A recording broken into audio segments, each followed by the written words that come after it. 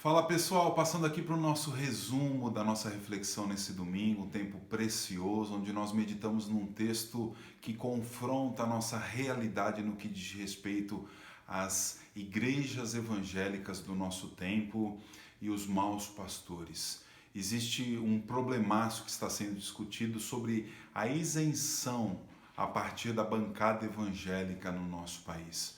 Para nós cristãos sérios, isso é uma tristeza, porque nós sabemos da seriedade do Evangelho de Cristo Jesus e as implicações de viver um Evangelho puro e simples. E assim também foi na época de Jesus. Jesus teve que lidar com uma classe chamada fariseus que impunham força e peso e religião a partir das suas próprias regras em cima do rebanho do Senhor. E Jesus, segundo o Evangelho de João, no capítulo de número 10, ele vai contar uma parábola para mostrar àqueles líderes o contraste do verdadeiro pastor, daqueles maus pastores que são citados lá em Ezequiel no capítulo de número 34, sobre os pastores infiéis que apacentam a si mesmo e ao rebanho. E quando nós olhamos para essa realidade, e olhando para o Evangelho de João no capítulo de número 10, nós podemos tirar 3 lições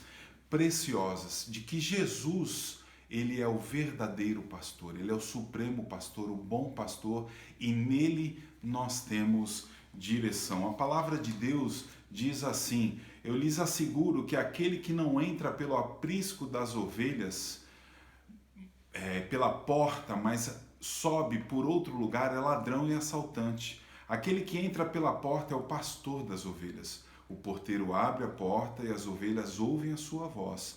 Ele chama as suas ovelhas pelo nome e as leva para fora. Depois de conduzir para fora todas as ovelhas, vai adiante delas e estas o seguem porque conhecem a sua voz. E estas o seguem porque conhecem a sua voz. Em Jesus, o supremo pastor, o bom pastor, nós temos direção. Interessante que as ovelhas eram guardadas num grande curral. E na Palestina, na época de Jesus, alguns rebanhos dormiam junto no grande curral. E logo cedo o pastor chamava a sua parte, as suas ovelhas, e elas, ao ouvirem a voz, vinham enquanto as outras ficavam. E isso nos dá 3 lições primárias. Primeira, o grande aprisco é o povo de Deus, o povo de aliança, a nação de Israel. E ele, Jesus, é o verdadeiro pastor. E ele chama eficazmente aqueles que pertencem a ele. Ou seja, ele dá direção, ele aponta direção. E isso é feito a partir do verdadeiro evangelho, do evangelho de Cristo Jesus, as boas novas em Cristo Jesus. Então, nele nós temos direção. Em segundo lugar, nós temos salvação. O texto diz: eu sou a porta, quem entra por mim será salvo. Entrará e sairá e encontrará a pastagem. Jesus aqui diz que ele é a porta e por ele há salvação. E por essa causa houve uma grande dissensão entre os fariseus e eles queriam matar Jesus. Ou seja, Jesus aqui deixa muito claro, ao fazer 3 contrastes entre eles e os fariseus, de que ele realmente é o acesso, ou seja, o rebanho está separado de Deus e em Cristo Jesus nós temos mediação. Ele morreu para nos dar a salvação e nele nós temos acesso a Deus. Portanto, ele é o caminho, a verdade e a vida.